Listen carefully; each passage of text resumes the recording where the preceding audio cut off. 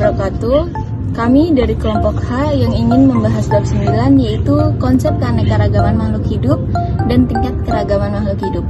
Dengan beranggotakan saya sendiri, Sarah Nuraini, dengan NPM 202114500159. Berikut dengan teman saya. Perkenalkan, saya Sarah Afifah dengan nomor NPM 202114500213.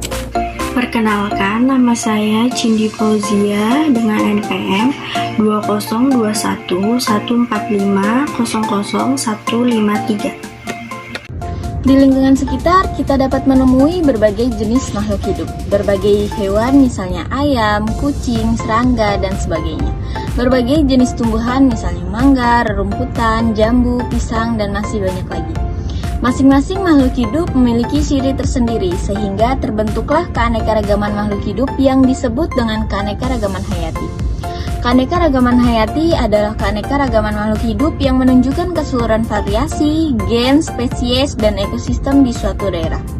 Keanekaragaman hayati meliputi ukuran, warna, dan sifat-sifat lain dari makhluk hidup. Setiap lingkungan memiliki keanekaragamannya masing-masing.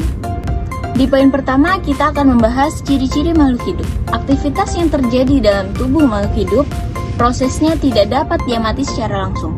Tetapi berdasarkan ciri-ciri yang dimilikinya, makhluk hidup memiliki ciri-ciri sebagai berikut. Yang pertama, ada bernafas. Semua makhluk hidup melakukan proses pernafasan. Bernafas adalah proses mengambil udara atau O2 dari luar dan mengeluarkan udara atau CO2 dari dalam tubuh. Proses pernafasan pada makhluk hidup berbeda-beda, tergantung pada jenis dan tempat hidupnya. Yang kedua, ada bergerak. Bergerak merupakan ciri makhluk hidup. Gerak pada manusia dan hewan jelas tampak terlihat. Untuk melakukan gerakan tersebut, manusia dan hewan dibantu oleh alat gerak. Pada manusia misalnya tangan dan kaki, sedangkan pada hewan seperti sayap, sirip, kaki, dan lainnya. Selain manusia dan hewan, tumbuhan juga melakukan gerakan, tapi gerakannya tidak mudah dilihat. Contoh gerakan pada tumbuhan adalah menutupnya dan putri malu bila disentuh. Gerakan pada tumbuhan disebutkan karena ada rangsangan dari luar. Yang ketiga, ada makan. Seluruh makhluk hidup membutuhkan makanan. Makanan yang dimakan harus mengandung zat-zat makanan yang dibutuhkan oleh tubuh. Contohnya, karbohidrat, lemak, protein, vitamin, dan mineral. Yang keempat, ada iritabilitas. Salah satu ciri makhluk hidup adalah respons terhadap rangsangan. Kemampuan makhluk hidup memberi tanggapan terhadap rangsangan disebut iritabilitas. Rangsangan dapat disebabkan oleh faktor luar tubuh. Contohnya, mata kita akan mengedip bila terkena cahaya yang silau. Yang kelima, ada tumbuh. Makhluk hidup mengalami pertumbuhan dan perkembangan. Contohnya, jika kamu menanam biji, akan tumbuh menjadi kecambah, kemudian menjadi tanaman kecil. Jika tanaman tersebut kamu siram setiap hari, maka akan tumbuh menjadi tanaman yang besar. Pertumbuhan merupakan pertambahan sel-sel tubuh, sehingga ukuran tubuh bertambah dan tidak dapat kembali kecil. Yang keenam, ada berkembang biak. Berkembang biak atau reproduksi adalah kemampuan makhluk hidup untuk memperoleh keturunan. Perkembangbiakan ini berguna untuk melestarikan jenisnya. 7. Adaptasi. Untuk dapat bertahan hidup di lingkungannya, makhluk hidup harus menyesuaikan diri dengan lingkungannya. Tempat hidup bagi makhluk hidup dapat melakukan aktivitasnya disebut habitat. Yang kedelapan, ada memerlukan suhu tertentu. Semua makhluk hidup dapat bertahan pada suhu tertentu. Ikan dapat hidup pada air yang bersuhu 5 derajat Celcius hingga 30 derajat Celcius. Untuk jenis bakteri dapat bertahan hidup sampai suhu 80 derajat Celcius. Sedangkan tumbuhan dapat hidup baik di antara suhu 0 derajat Celcius sampai 43 derajat Celcius. Ke-9, ada ekskresi atau mengeluarkan zat sisa. Zat sisa dari proses reproduksi harus dikeluarkan. Jika tidak, akan menimbulkan racun di dalam tubuh. Zat sisa yang dikeluarkan bisa berupa cairan, gas, ataupun zat padat. Alat pengeluaran zat sisa pada hewan atau manusia yaitu paru-paru mengeluarkan CO2, kulit mengeluarkan keringat, dan ginjal mengeluarkan urin. Di poin B, ada keanekaragaman hayati berdasarkan tingkat keragaman. Keanekaragaman makhluk hidup tumbuh dan berkembang dari keanekaragaman jenis, keanekaragaman genetis, dan keanekaragaman ekosistem. Karena ketiga keanekaragaman ini saling berkaitan dan tidak terpisahkan, maka dipandang sebagai satu keseluruhan atau totalitas, yaitu keanekaragaman makhluk hidup. Keanekaragaman makhluk hidup menunjukkan adanya berbagai macam variasi bentuk, penampilan, jumlah, dan sifat yang terlihat pada berbagai tingkat jenis, tingkat gen, dan tingkat ekosistem. Yang pertama ada keanekaragaman jenis. Keanekaragaman jenis menunjukkan seluruh variasi yang terdapat pada makhluk hidup antara jenis atau interspesies dalam satu marga. Keanekaragaman jenis lebih mudah diamati daripada keanekaragaman gen. Hal ini karena perbedaan antara spesies makhluk hidup dalam satu marga lebih mencolok daripada perbedaan antar individu dalam satu spesies. Misal, tumbuhan kentang, tomat, dan terong. Ketiganya termasuk dalam genus yang sama, yaitu Solanum. Namun, ketiganya memiliki ciri-ciri fisik yang berbeda. Dalam populasi dikenal istilah spesiasi. Spesiasi adalah proses terbentuknya spesies baru. Apabila terjadi spesiasi, jumlah spesies dalam satu marga bertambah, sehingga keanekaragaman jenis bertambah. Namun, keanekaragaman gen dalam spesies asal menjadi berkurang. Pada keanekaragaman gen, setiap populasi mempunyai sifat genetik tertentu. Individu-individu sejenis ini mempunyai kerangka dasar komponen genetis yang sama. Kromosomnya sama, tetapi memiliki komponen faktor keturunan yang berbeda. Misalnya, rasa manis dan asam pada mangga yang berwarna kuning. Keanekaragaman gen menentukan keanekaragaman jenis individu. Meski jenisnya sama, tetapi memiliki gen yang tidak sama bila dibandingkan dengan individu lain dalam kelompok tersebut. Keanekaragaman gen adalah keanekaragaman individu dalam satu jenis makhluk hidup. Keanekaragaman gen mengakibatkan variasi antar individu sejenis. Keanekaragaman gen pada manusia dapat terlihat pada perbedaan sifat antara lain. Warna mata, contohnya biru, hitam, dan coklat, ukuran tubuh, warna kulit, hitam, putih, sawo matang, kuning, serta bentuk rambut, lurus, ikal, dan keriting. Keanekaragaman sifat tersebut diakibatkan oleh pengaruh perangkat pembawa sifat yang disebut gen. Gen adalah substansi terkecil atau unit dasar yang membangun faktor keturunan. Melalui gen inilah sifat-sifat dari induk diwariskan kepada keturunannya. Perbedaan gen atau variasi gen pada setiap makhluk hidup mengakibatkan sifat genotip dan sifat fenotip pada setiap makhluk hidup menjadi berbeda. Keanekaragaman gen dapat terjadi akibat perkawinan antar makhluk hidup sejenis satu spesies. Keanekaragaman gen juga dapat terjadi secara buatan melalui perkawinan silang. Yang ketiga ada keanekaragaman ekosistem. Ekosistem merupakan satu kesatuan lingkungan yang melibatkan faktor biotik atau makhluk hidup dan faktor abiotik atau mineral, udara, air, tanah, dan lain-lain yang berinteraksi satu sama lain. Indonesia memiliki makhluk hidup yang bervariasi, sehingga ekosistem yang terbentuk juga beragam. Ekosistem adalah suatu sistem ekologi yang terbentuk oleh hubungan timbal balik yang tak terpisahkan antara makhluk hidup dengan lingkungannya. Hubungan timbal balik ini menimbulkan keserasian hidup di dalam ekosistem. Keanekaragaman tingkat ekosistem terjadi akibat adanya perbedaan letak geografis. Perbedaan letak geografis ini mengakibatkan terjadinya perbedaan iklim. Pada iklim yang berbeda, pasti terdapat perbedaan temperatur, curah hujan, intensitas cahaya matahari, dan lama penyinaran. Indonesia memiliki kurang lebih 47 ekosistem alami yang berbeda, mulai dari ekosistem salju abadi sampai berbagai macam ekosistem, hutan, dataran rendah, dan padang rumput. Ada juga ekosistem danau, rawa, terumbu karang, dan hutan bakau. Mungkin cukup sekian penyampaian dari saya, akan dilanjutkan oleh teman saya. C. Keanekaragaman hayati di Indonesia. 1. Keanekaragaman flora di Indonesia. Keanekaragaman hayati flora yang dimiliki Indonesia mencapai 11% dari seluruh spesies flora yang ada di bumi. Flora di Indonesia termasuk dalam kawasan flora Malaysiana. Persebaran jenis tumbuhan di Indonesia tidaklah merata. Hutan hujan tropis di Kalimantan merupakan daerah yang mempunyai keanekaragaman tumbuhan yang paling tinggi. Sumatera dan Papua juga sangat kaya jenis tumbuhan. Adapun hutan di Jawa, Sulawesi, Maluku, dan Kepulauan Sunda mempunyai keanekaragaman tumbuhan yang lebih rendah. Hutan di daerah Malaysiana memiliki kurang lebih 248.000 spesies tumbuhan tingkat tinggi.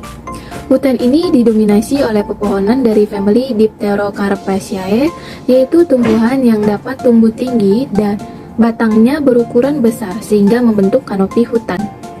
Tumbuhan yang termasuk famili Dipterocarpaceae ini diantaranya adalah 1. Keruing, yang kedua meranti, yang ketiga stramin, dan keempat pohon kapur. Sebagian hutan di Indonesia merupakan bioma hutan hujan tropis. Hutan ini bercirikan adanya pepohonan berkanopi rapat dan banyak tumbuhan liana atau tumbuhan yang tumbuh memanjat. Tumbuhan yang mendominasi hutan ini diantaranya adalah 1. Durian, yang kedua mangga, ketiga sukun, dan keempat rotan. Keempat jenis tumbuhan ini banyak tersebar di Sumatera, Jawa, Kalimantan, dan Sulawesi. Flora terbagi menjadi 3 bagian, diantaranya adalah 1. Flora endemik, yaitu yang meliputi Rafflesia arnoldi, meranti, dan matoa.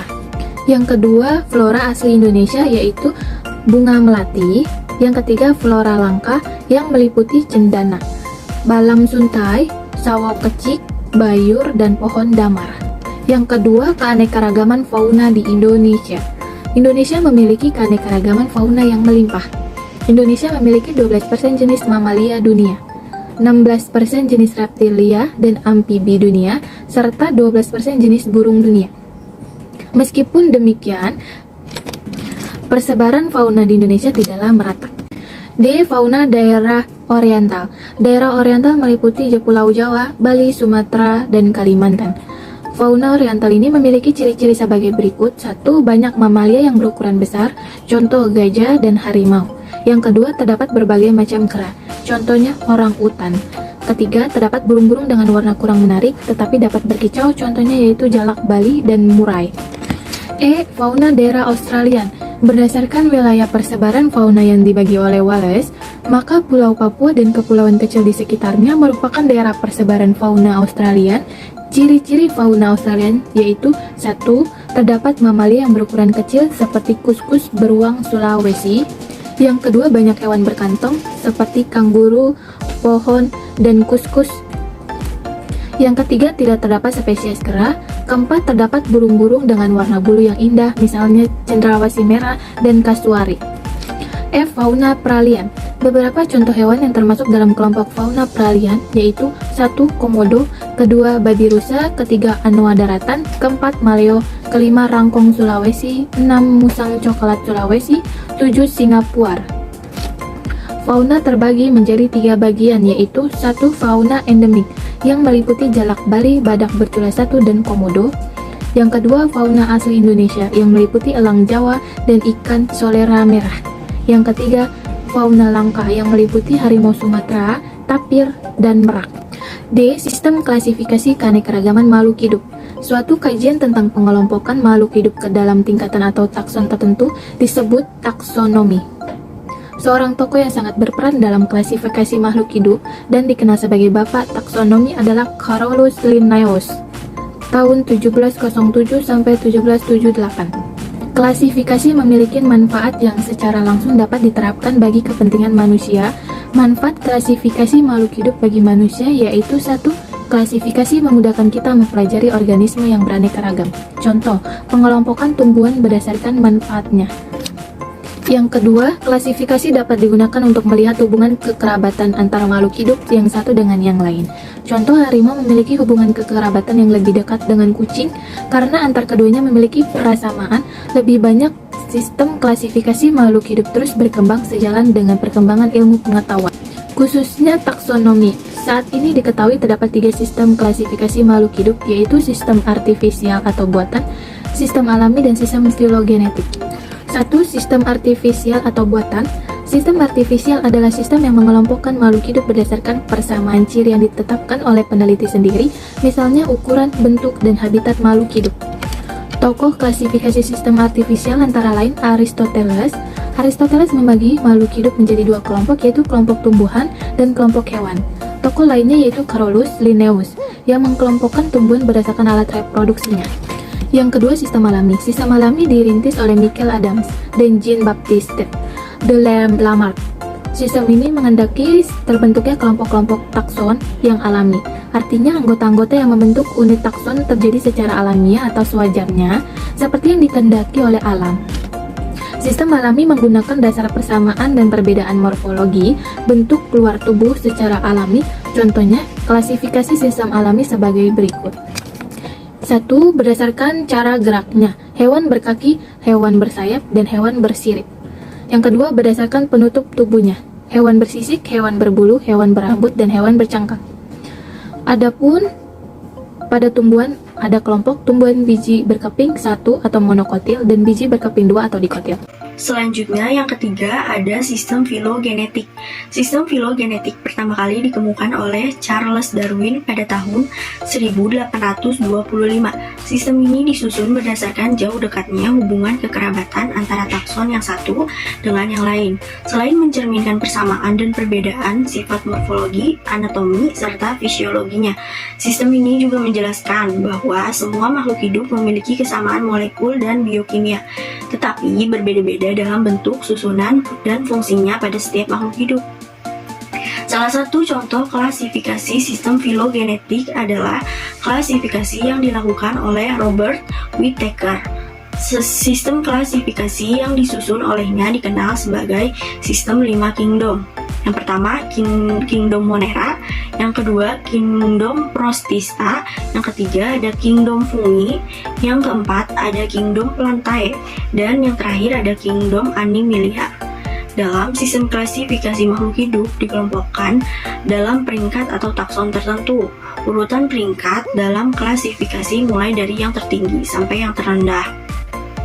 Prinsip lain yang perlu diperhatikan dalam sistem klasifikasi yaitu pemberian nama ilmiah pada makhluk hidup.